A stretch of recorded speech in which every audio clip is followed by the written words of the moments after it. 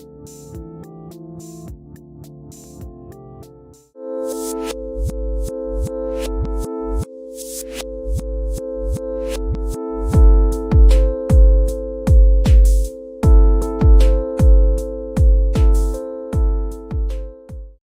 what's up, guys? Welcome back to another episode of the Fantasy Fellow Show. I am your host, the Fellow KGB. You can follow me on Twitter at the Fellow KGB, and we're going to be going over my Week 11 waiver wire report. We got a lot of things to look at too. We got some injuries to go over. We're going to be looking at a lot of quarterback options, some backup running backs, some receivers, and some tight ends, and we'll kind of talk about defenses at the end. So if you guys have questions in the chat room, you can fill those out, and I'll get to them when I see them pop through. But for now, we're going to go into a screen share, and we're going to look. We're kind of going to bounce around between the fantasyfellowship.com. We're going to look at some things on ESPN's percent rostered, and we'll kind of, I don't know, there's a couple injuries here. I just saw one kind of come across the timeline here, and it's Matt Stafford. He's got a partial tear in his ligament, and a partial tear in a ligament in the thumb on his throwing hands. So that's not a good thing at all in your throwing hand, and we're going to see him try to tough it out and throw the ball this week in practice. We'll see if he can actually go. But for now, I think they say the expectation is he's going to start. So if you have Matt Stafford, it might be a good idea to kind of pounce on one of these backup quarterbacks we're going to talk about in a bit. So it's all about tomorrow's practice participation with Matt Stafford. But I guess other injuries here that I'm interested in monitoring is, of course, Drew Brees. He's got multiple broken ribs and the collapsed lung injury at the moment right now. So I got to assume they have Atlanta, Denver, and Atlanta the next 3 games. We'll see if he comes back for either of those, but I think they can get by without Drew Brees, so that's definitely a situation we'll get to in a bit. Devontae Adams has a left ankle injury. We'll see if he practices tomorrow. Teddy Bridgewater, I guess good signs out of his right knee with the MCL.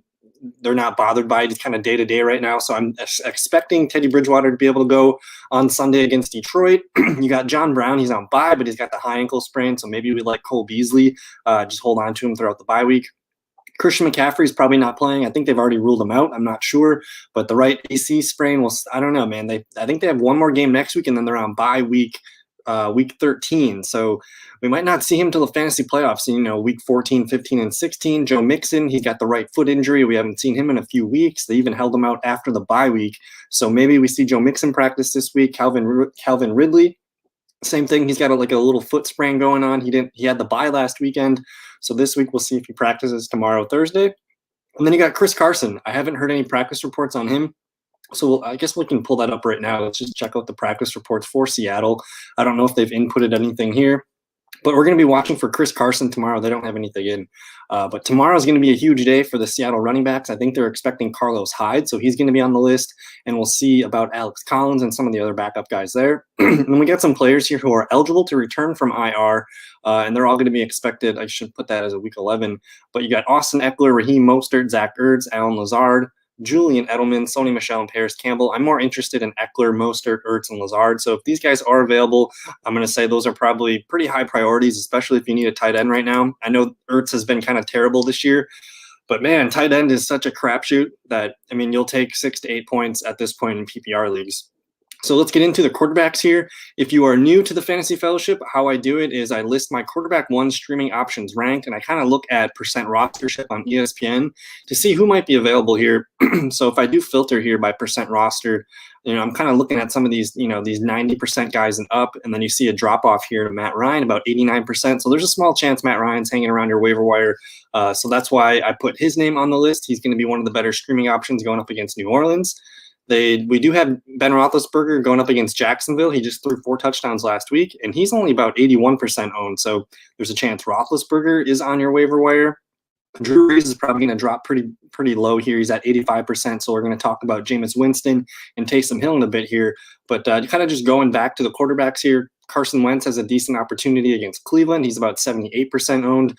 You're looking at Joe Burrow against Washington. That's kind of a tough matchup. Joe Burrow was struggling last weekend against good pass rush, and that's the strength of the Redskins defense. So I'm not really a big fan of Joe Burrow. I think I have him ranked kind of middle of the road here. I'm going to take Carson Wentz, Derek Carr, Teddy Bridgewater, Stafford, Cam Newton, Matt Ryan, and Roethlisberger over him for sure. But some other names that stick out, Ryan Tannehill's got a really tough matchup at Baltimore. Jared Goff going up against Tampa Bay. That's another tough matchup there. So we're probably not looking for those guys for streaming purposes. And then what do you do with Matt Stafford? We just talked about his ligament in his thumb. I don't know if it's torn or strained or what, but he's got a really good matchup going up against Carolina. Tom Brady just threw a handful of touchdowns against them. This one's on the road, and maybe Kenny Galladay's back. So I'm interested in him. He's only about 62% owned. Maybe Cam Newton's the one guy that going up against Houston. This is a 19th worst defense against quarterback, so Cam Newton's probably going to be moving up my list a little bit. He's about 60% owned, so I'm into him. But the one guy that I think is going to be widely available in most leagues is going to be Derek Carr. He's playing at home against Kansas City, and I was just kind of looking at my notes from earlier this year, and Derek Carr had his best fantasy day against Kansas City on the road in Kansas City. So he goes for almost 24 fantasy points here, throws for a season high 347 yards. He gets 3 touchdowns. He'll never do much on the ground rushing for us, but he's not afraid, to let it fly against Kansas City. He had his best game of the year, and it's a Sunday night game, so it's a little bit more fun to start guys, in prime time and see how it goes. But I'm pretty interested in Derek Carr. He should be widely available in most leagues. You got Tua Tagovailoa here. He's only 45% owned, and at the moment right now, he's slowly getting better and better. We have 3 games of him now. Didn't see much of him back in week 8, but weeks 9 and week 10, he's given us a range of about 14 to 21 points here, thrown for 2 touchdowns in the last 2 games. Denver, the Jets, Cincinnati, the next 3 games here. So 3 bottom 5, bottom 10 teams in the NFL right now. So this is a pretty good schedule and opportunity to maybe snag Tua if you need the help at quarterback.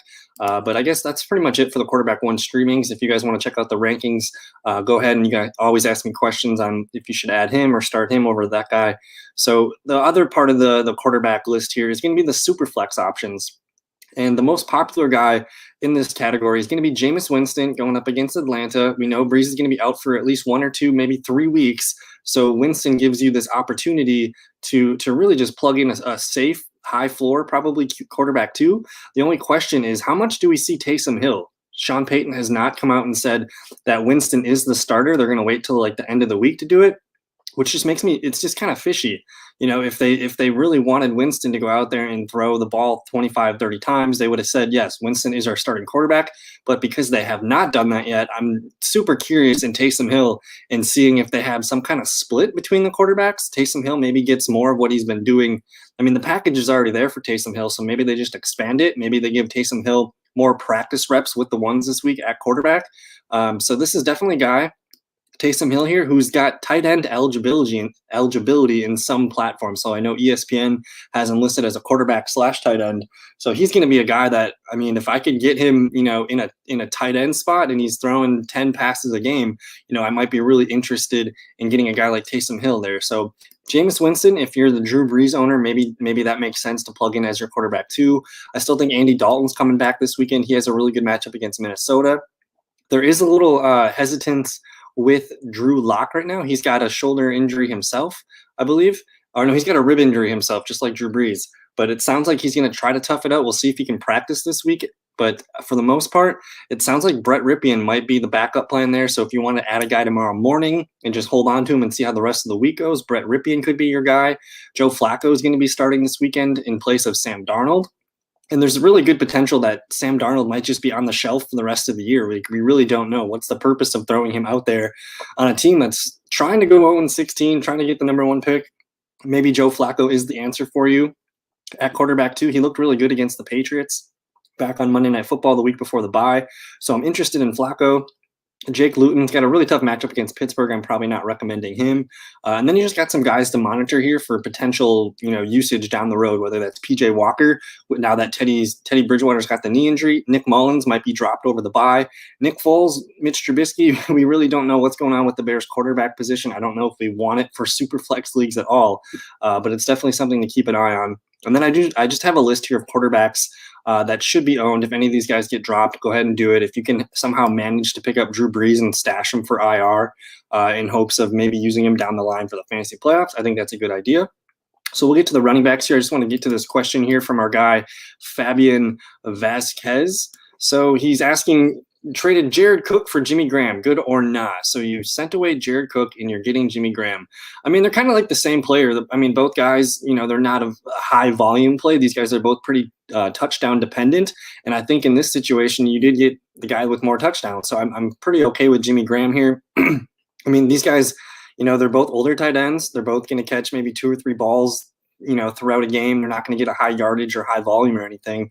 And it seems like Jimmy Graham's kind of the more, I don't know, he's like the veteran, leader over there in Chicago. So we'll see what happens after their bye this week. They're going to play Green Bay the following weekend. That's a revenge game for Jimmy Graham. So I'm open to Jimmy Graham here, and I think that's it's kind of even now that we don't know what's going on with the Saints quarterback. The Bears quarterback situation isn't really any better. But I think I'm okay with going with Jimmy Graham there in that one. So thank you for the question, or for the comment there, Fabian. And then we're kind of just looking back at the running backs here now. I do have a list of running backs here that are likely owned, but if these guys are available, I think you should pull the trigger on this. That's Austin Eckler. He should be back in a week or two, maybe. Raheem Mostert's on bye this weekend, but he might have been dropped, and I think he's activated off IR, or he will be. But we're expecting to see him next week. You got Mike Davis going up against Detroit. If someone was, a little not patient and just dropped our guy Mike Davis here, he's worth a stash, just because the injury still is broken on Christian McCaffrey. So we'll see if Mike Davis can kind of keep getting those 8 to 10 point floors for us. Nyheim Hines had the blow-up game last Thursday. He's going to be a high priority in waiver wire runs tonight. He looked like the best running back for the Colts, and they're going up against Green Bay.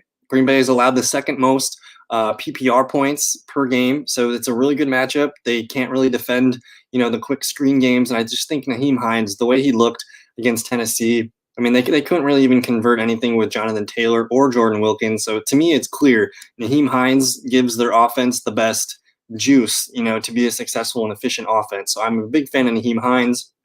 Darrell Henderson against Tampa Bay. If anyone drops him, after Malcolm Brown went and scores 2 touchdowns, he's worth holding on to. Duke Johnson gets the start for at least the next 2 games with David Johnson on IR, so he's got some value there. And J.K. Dobbins, man, I know people are getting frustrated now that Mark Ingram is back, but I still think it's kind of like the Nyheim Hines situation where he is the most talented running back on the field for the Ravens. When he gets the touches, good things happen. And as the weather gets colder, as injuries kind of keep piling up for teams, maybe J.K. Dobbins slowly gets more touches down the way. And then we just got some backups here: Jamal Williams, Mark Ingram, Malcolm Brown, Zach Moss.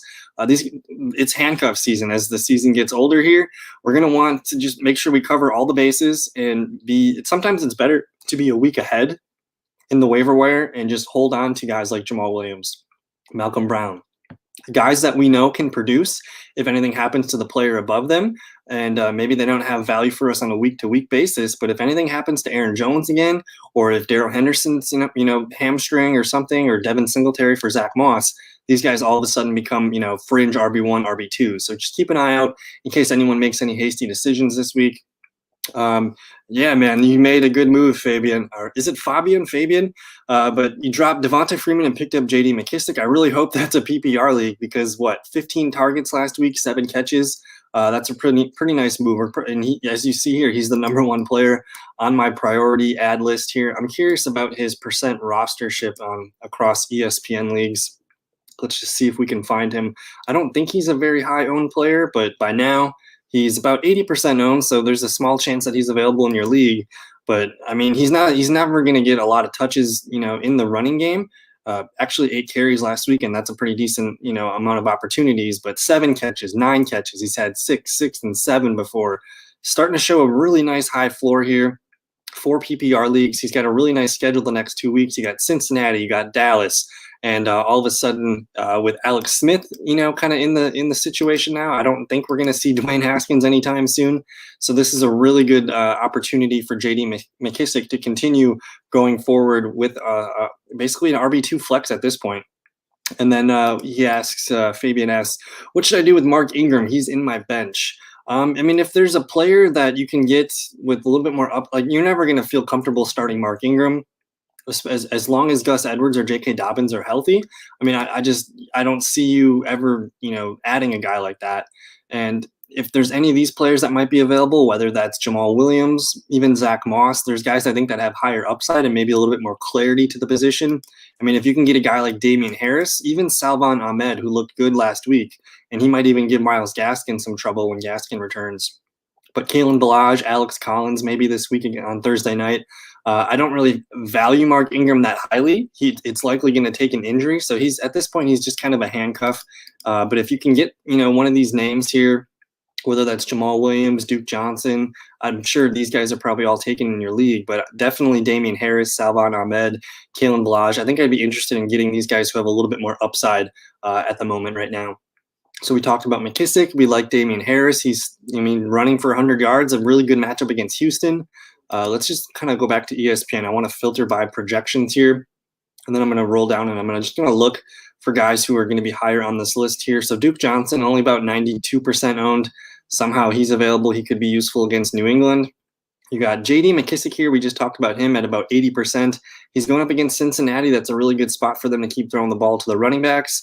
Kalen Balaj sticks out quite a bit here, going up against the Jets. So this is kind of a mini revenge game here. So, yeah, man, I would rather have Damian Harris over Mark Ingram for sure. I don't think Mark Ingram's ever going to get a game where he gets 22 touches again. And now that Damian Harris, it's the message is kind of, out of the bottle now with Damian Harris. I don't know if you watched the game the other night, but they ran the ball really well with Damian Harris. The Ravens struggled to tackle Damian Harris. Like, they just kept running it down their throats to the left side, and they had no answer for it. So I think just because that's how the Patriots offense is built right now, and he's the clear guy that they're going to give him the most amount of touches in the backfield, I think Damian Harris has potential to help us get to the fantasy playoffs, and then, see what happens when we get there. But if you can't get a guy like Damian Harris, I think Kalen Balaj going up against the Jets. Let's take a look at the Chargers' schedule the next few games. But they got the Jets, Buffalo, New England's a little bit tough, but in the fantasy playoffs, they play Atlanta, the Raiders, and the Broncos. So that's 3 really nice games here. We'll see about Austin Eckler, but I'm just kind of following the touches here with Kalen Balaj. 18 carries, 15 carries, and then he's shown that he can catch the ball and actually get a pretty decent yards per catch. So, 15, 16 points in PPR leagues, this is a guy that, especially weeks 14, 15, and 16, if he keeps producing here, I think he could be a guy that ends up starting for a lot of people in the fantasy playoffs. So we got a couple other questions here from our guy Noah. What's up, man? So who should I target for the waiver wire? Ahmed, Hines, or Harris?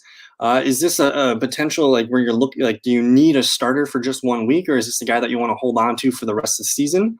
I would probably, in a PPR league, I really like Nyheim Hines. I think he's going to continue to, to grow in that offense. I'm just curious what the Colts schedule is the next few games, because they have some really nice opponents coming up. They play Green Bay, which is a bottom, second worst defense against, the running backs in PPR.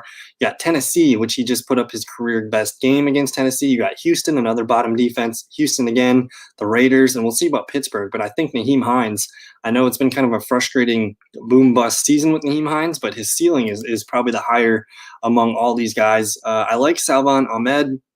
But again, he's got Myles Gaskin coming back in a week or two. So I think you could use Ahmed, but maybe he's just kind of got like a 1 or 2 week profile here. And then with Damian Harris, we're a little bit nervous about Sony Michel coming back, but I just think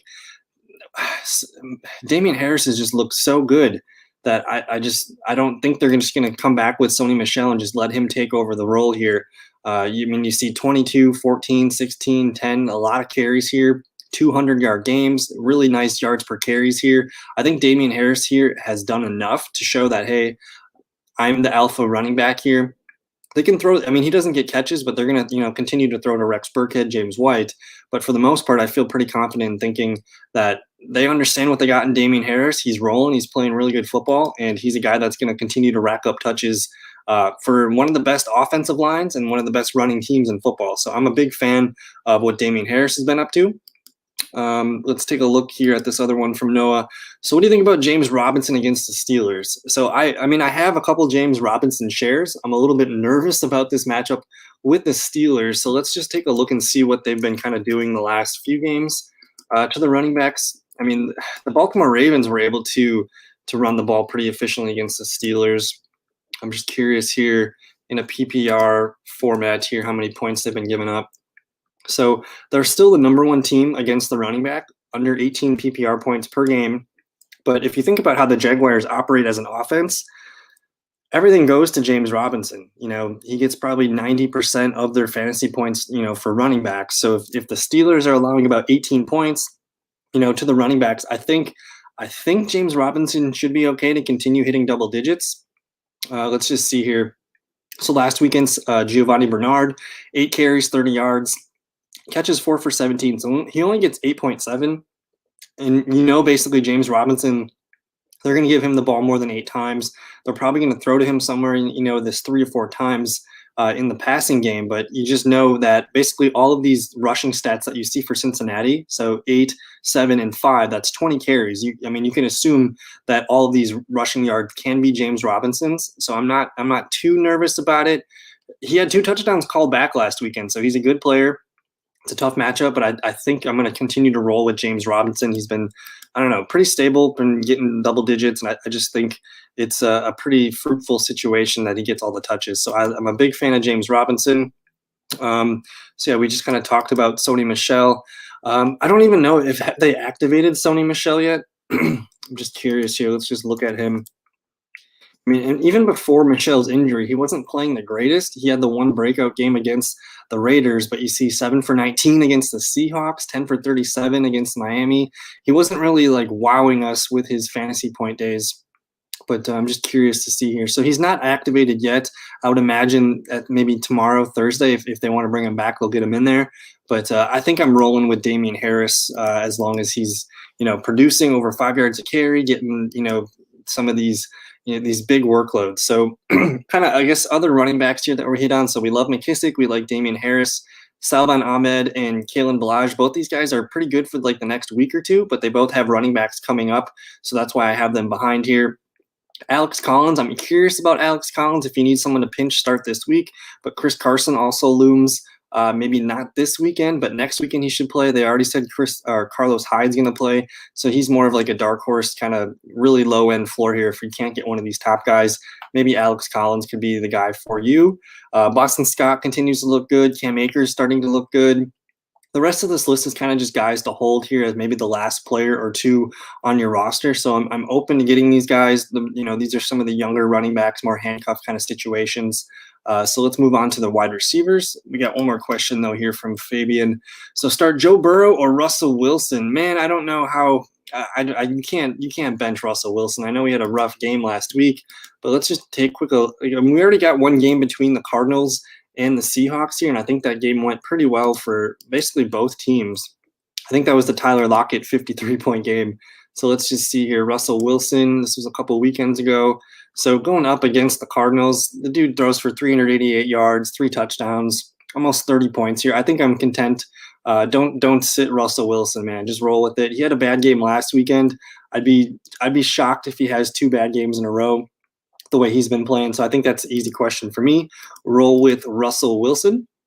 And then moving on to the receivers here, I have another similar list of players who are likely owned but might be available in your league. If you can somehow get your hands on T. Higgins, please do. He's a must start. I think at this point, he's more like a wide receiver 2. It looks great as a wide receiver 3, but he's continuing to have success. 100 yards and a touchdown last week. Marvin Jones is starting to come on. He's got a pretty decent matchup against Carolina. CeeDee Lamb going up against Minnesota. Maybe someone dropped him over the bye week. Andy Dalton's coming back. Minnesota, pretty suspect secondary. Keep an eye on guys that are on bye this weekend, and Brandon Ayuk, some guys like Darius Slayton, Sterling Shepard, Deebo Samuel, Cole Beasley, John Brown. If any of these guys get dropped, I'm open to putting them at the end of my bench. And then, yeah, just a couple other guys here that if somehow they're hanging around there, I think these guys would be priority ads over some of these guys that I have down here.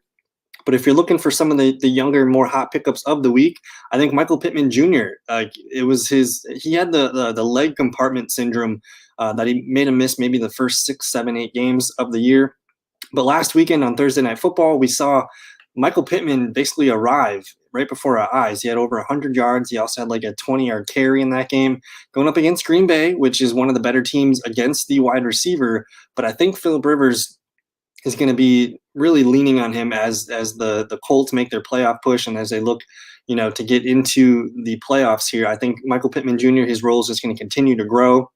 And he could be a potential wide receiver 3 flex for us the rest of the way. So I love all the rookie receivers right now. And I think Pittman is starting to show what he can offer for our teams. Jacoby Myers continues. I think I saw a thing on Pro Football Focus where it's like Devontae Adams and I can't remember, maybe Deontay Johnson or something.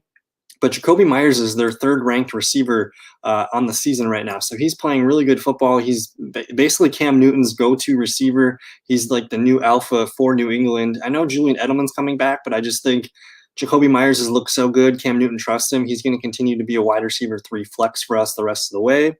Keep an eye on Jakeem Grant, because with Preston Williams out of the picture, we see Jakeem Grant all of a sudden get more snaps. They traded away Isaiah Ford to New England, and you got Jakeem Grant here. I think he's had 5 targets in back-to-back games. Let me just pull this up here. And he scored, I think, his first receiving touchdown of the year last week. So, yeah, 4 for 43 and a touchdown. 5 targets, 4 catches in the last 2 games. He's kind of developing a pretty safe floor here of 8 to 7 points. And we'll see if his role continues to grow. Again, we really like the Miami Dolphins schedule at Denver, at the Jets, Cincinnati. 3 really easy cupcake teams here to get you to the fantasy playoffs. So that's why I'm kind of keeping an eye on Jakeem Grant. Michael Gallup, I'm holding on hope that the Dallas offense can actually do something for us the rest of the season here. It's against Minnesota. Andy Dalton's back. If anyone dropped Michael Gallup, he might be worth just a hold and wait and see what happens this weekend, because maybe we kind of earned some trust from our Dallas Cowboy receivers.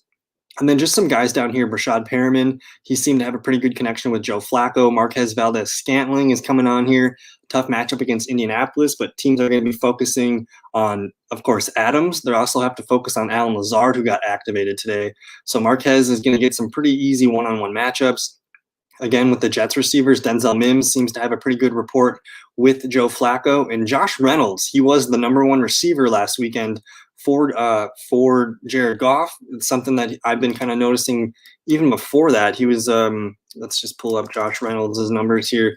Basically, the last 3 or 4 games, he's been kind of like a consistent wide receiver 3.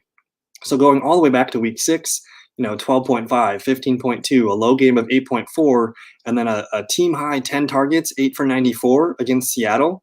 Pretty nice numbers here the last 4 weeks for Josh Reynolds. And then you got guys like KJ Hamler.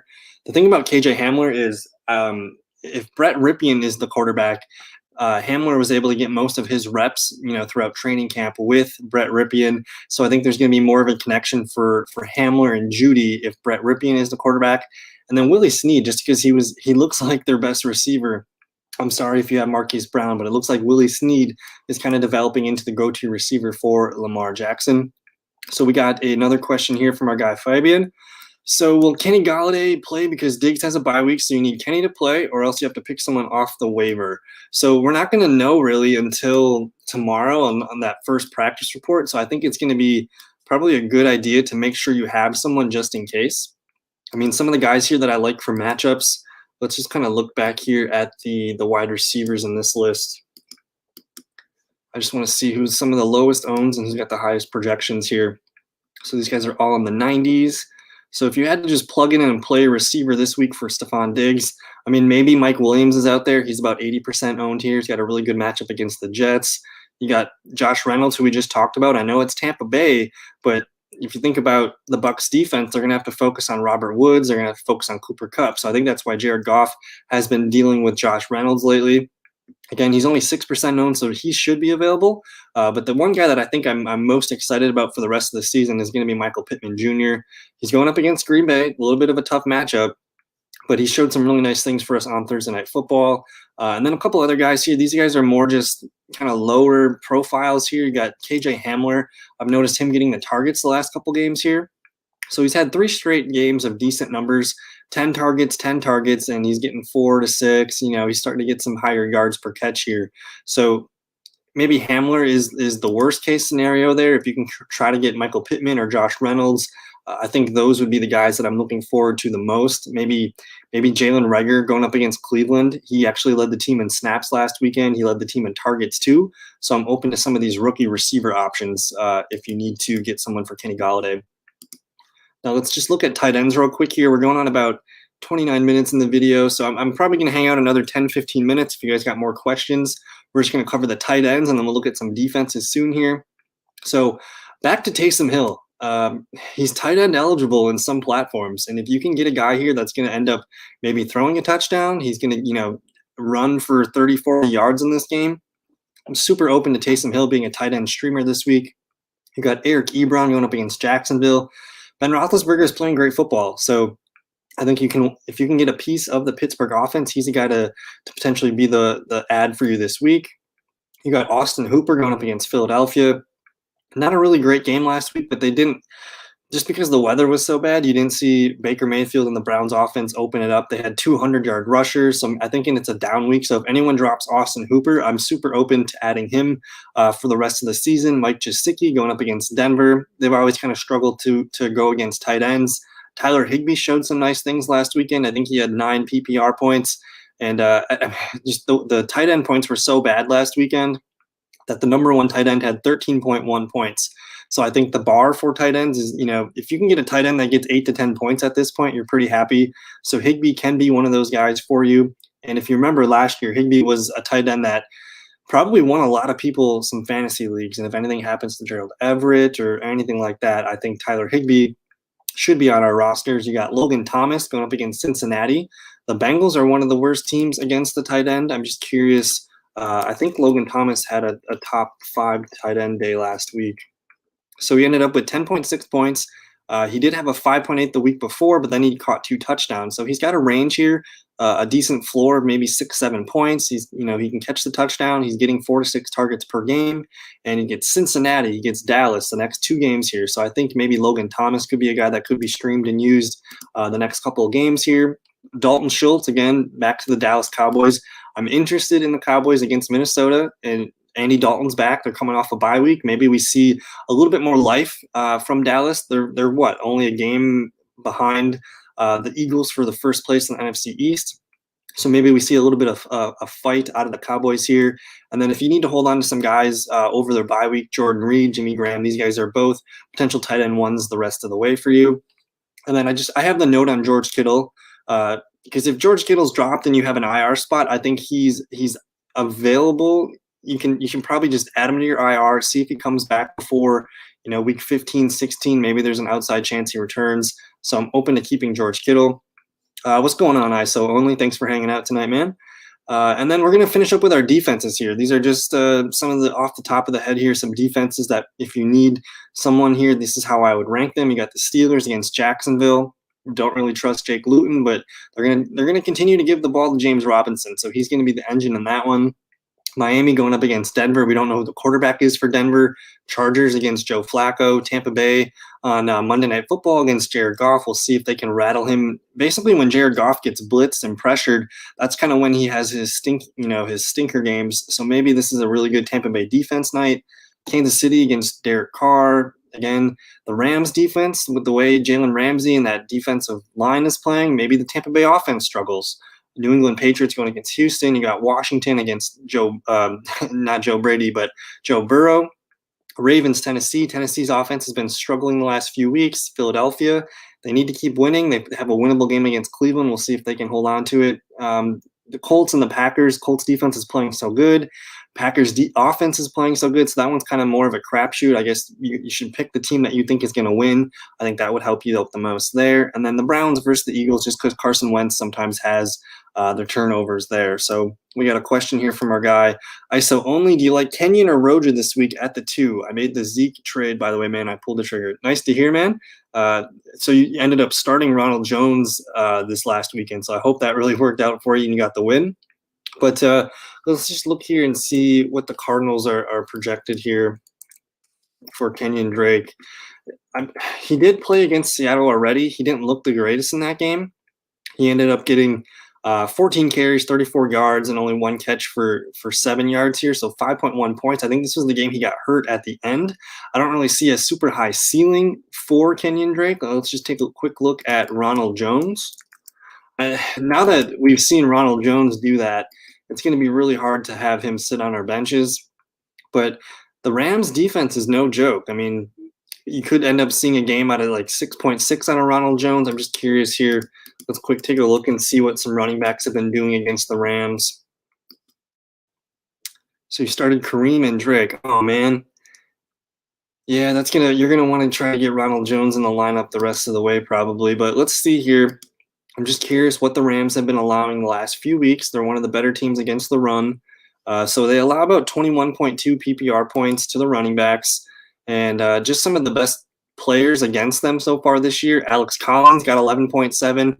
Myles Gaskins, 15.1. Montgomery, 11.9. Mostert with a 9.6. So it's looking like You can maybe expect 10 to 12 points out of Ronald Jones there. He's going to be the goal line back, so if they get in close, he's probably going to be the touchdown guy there. He gets a few PPR catches, and we've seen the ceiling with Ronald Jones now too. So I think I'm going to start Ronald Jones over Kenyan Drake on this one. We got Fabian here. So we kind of just answered that with Rojo. I think he's in a good situation the rest of the way. And I think the really cool part about Tampa Bay and Ronald Jones the rest of the season here, let's just pull this up.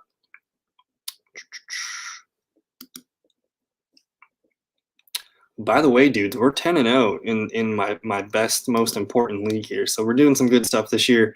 But I wanted to say, Ronald Jones, I know it might be kind of up and down the next couple games here. He's got the Rams, he's got the Kansas City Chiefs, but the fantasy playoffs, he plays Minnesota, Atlanta, and Detroit. So I know for sure these 3 games we're going to want to be starting Ronald Jones. I think just because we know what his true upside is now, and he should be able to kind of fall into the end zone, I think. I mean, he played Chicago really tough. They had a really good – Chicago stuffed Dalvin Cook last night, and Ronald Jones was able to get 106 yards. So I'm open to him having success against the Rams and the Chiefs. And then when he comes back off the bye, Minnesota, Atlanta, Detroit, oh, man, Ronald Jones is probably going to help some people win some championships. And basically that Tampa Bay offense as a whole too. So I'm pretty excited about Ronald Jones's outlook there. We got Andrew Bauer asking in the chat room, is Zach Ertz going to be the same when he comes back? Well, I don't know if you want him to exactly be the same. Let's just take a look.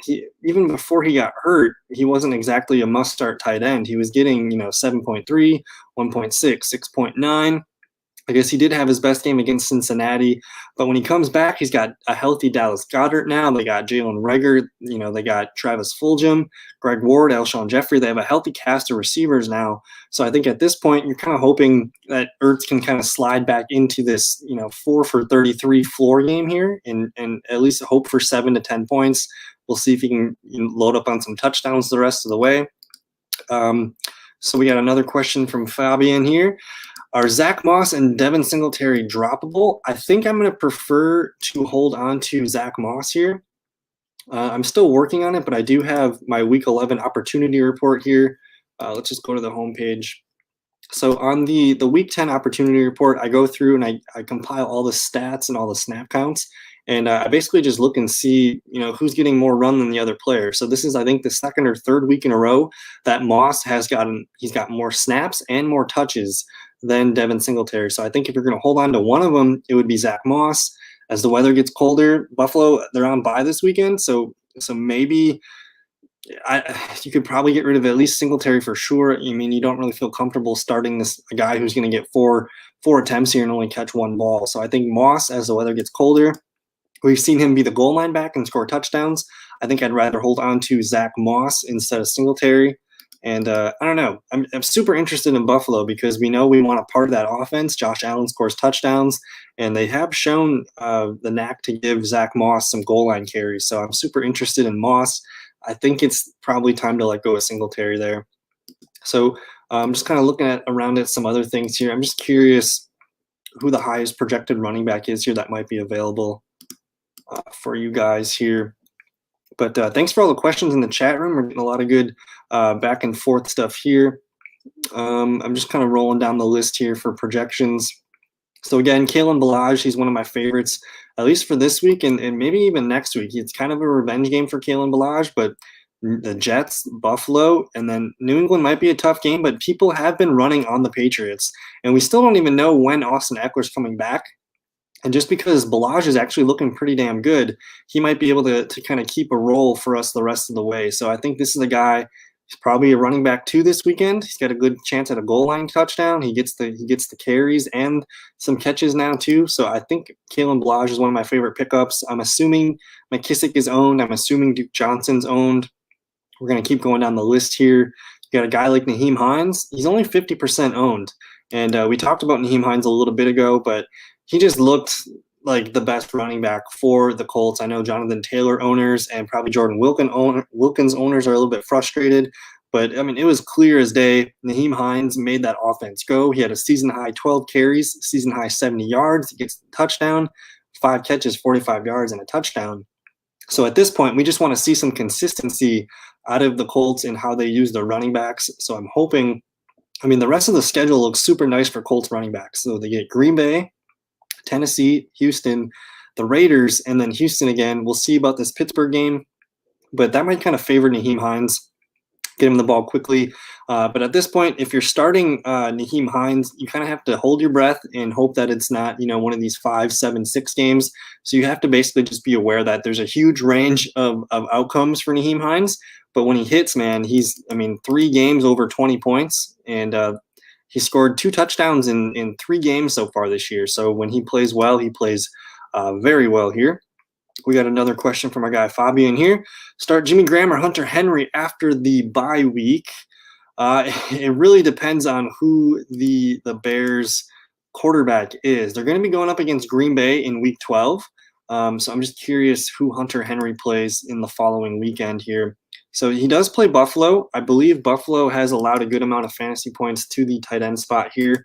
So it's looking like I'm going to recommend Hunter Henry. And there's this website I use called FF Today. If you just hit their stats tab, you can actually click into fantasy here, and it says points allowed here. So I'm just going to click on tight ends, and we're going to see who allows the most PPR points to the tight end position. So you see the Bills are allowing almost 16 fantasy points to the tight end position. You go down here and we'll find the Packers, who are 28th, and they only allow about 9 points here. So I think I'm going to roll with Hunter Henry. A lot of it really depends on who the quarterback is for the Chicago Bears, but I think at this point you're going to roll with the stats here. Bills are pretty generous against tight ends. I would roll with Justin Herbert, roll with Hunter Henry in that one. I feel pretty confident in that call there. But yeah, we're going on about 40 minutes here. If anyone has any more questions, I'll probably hang out for another couple of minutes. I'm going to pull up the Roto World News and just see if anything sticks out to me that we should probably be aware of. But yeah, this is a really big waiver wire week. Everyone needs depth at this point. People need that extra win or two. You're starting to check your schedule and the standings for points to see how you can kind of calculate your way into the playoffs. And we got a lot of quarterback injuries here. The first page here is all Matt Stafford with his partial tear in his throwing hand. We'll monitor his practice reports all week. And we really have to keep an eye on Kenny Golladay, who's been out with the hip injury. He hasn't practiced, I think, in the last 2 weeks maybe. So we'll see if Golladay gets limited in at any point this week. I think that's it's going to be needed for him to suit up on Sunday. Teddy Bridgewater is expected to be limited tomorrow. That's a really good idea that he's going to play this weekend. And we got MHP in the questions here. When are you going to do the prop show? I usually do those on Saturday mornings with my friend Jesse. I can try and figure out what time. It's basically whenever he's available to do it. So it's been 10 o'clock on Saturday mornings. That's Central Time. So we're going to try to stick to like a similar time every weekend, but that's always Saturday mornings. And we have to wait for like DraftKings Sportsbook when they put their props up. They've been putting them up later and later on the week. They used to upload them like mid-Friday, and all of a sudden we noticed some of the other websites don't really put theirs out until Saturday night. Some even don't put them out until Sunday morning. So a lot of the sports books right now, they're holding back their numbers. They're waiting for more practice reports and injury and other news. So we've been kind of just locking into Saturday mornings. But I don't know. We've been pretty solid on our prop bets this year. We just try to get as much information and talk about the matchups there. So if you're interested in that, you can check those out on Saturday. A couple other injuries here. So Jimmy Garoppolo, they expect him to be the starting quarterback 2021, whatever. But he's out of his walking boot. So we don't know when exactly he's going to play. But if you're in a Superflex league, maybe Jimmy Garoppolo is a sneaky ad tomorrow morning. One of my favorite moves in Waiver Wire, I don't know if you guys do free agent, the auction bidding, but I like to wake up early on Wednesday mornings and just add dudes for free. I've had a really good history of doing that the last few years. You save your Waiver Wire bucks for the playoffs. I think at this point I still have $100 left in my most important league, and I'm probably going to be bidding a little bit of money tonight, but I really like the idea of waking up Wednesday morning, seeing who everyone kind of overlooked, and then you just add a guy or two on the bottom of your bench and try to not spend money. You really want to keep all those dollars that you can use for the playoff push. We got Drew Lock down here with pretty severe strain and bruising, but he's avoided fractures in his ribs. So that's not a very good sign for Drew Lock at all. I've been talking about Brett Rypien throughout the show a little bit today. So he's definitely a guy that no one else is probably going to be on Brett Ripien if you're in a super flex league. So that's what I'm talking about. If you can add Brett Ripien tomorrow for free, maybe you get a starting quarterback for the next week or two as Drew Lock heals from his rib injuries. 49ers injuries here. Raheem Mostert, Tevin Coleman, Deebo Samuel are all going to return, hopefully, after their bye week. So next week, week 12, Raheem Mostert, man, we get Raheem Mostert back, maybe Tevin Coleman, Deebo Samuel. These are all guys that can help you win and get to the fantasy playoffs here. Let's see, anybody else sticking out here? JaMychal Hasty on injury reserve, broken collarbone. It was a good story. We'll be interested in him a little bit probably next year, but his season is probably done here. Alan Lazard, back from injury reserve, man. We'll see if he can log a full snaps. I don't know if I feel comfortable starting him right away against the Colts. It's a very tough matchup, so I'm thinking he's going to be on the sidelines for me on my bench. And basically, we just want to see him get back, no setbacks, get some snaps, see how he looks before we start using him in our fantasy lineups. We got another question here from our guy Fabian. So you have Devonta Freeman and Mark Ingram, so you could drop them for J.D. McKissic and Damian Harris.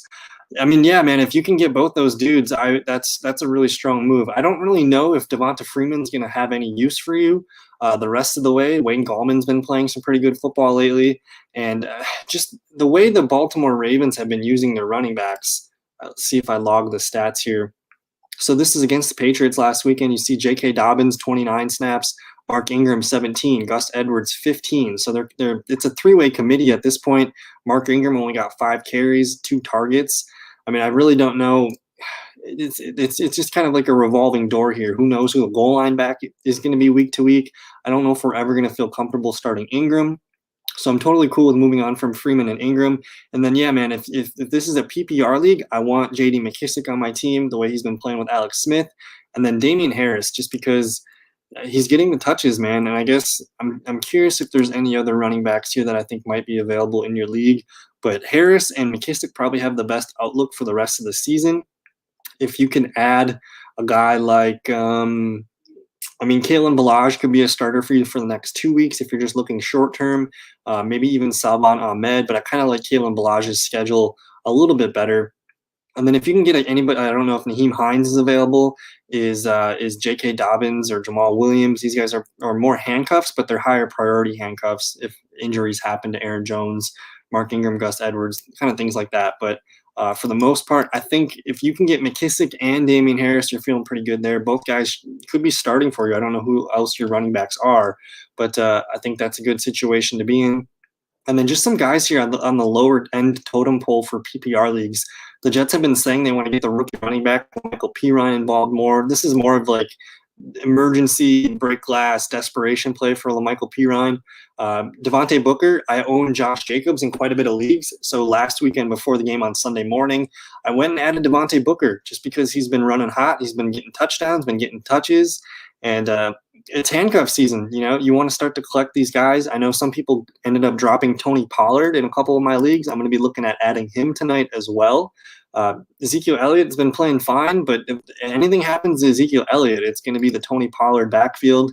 And then if anyone somehow drops Wayne Gallman, I think he scored 5 touchdowns the last 4 weeks.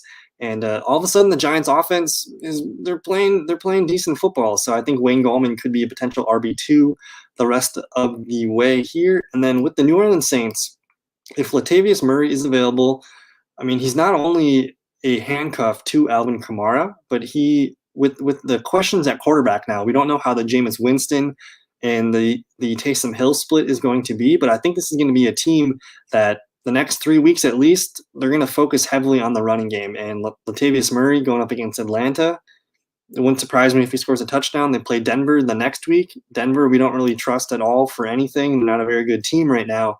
So we could see the Saints roll, which just means more Latavius Murray. So this is definitely a guy that I think could help us down the stretch here. So if anyone's got any more questions, we can take a look at those.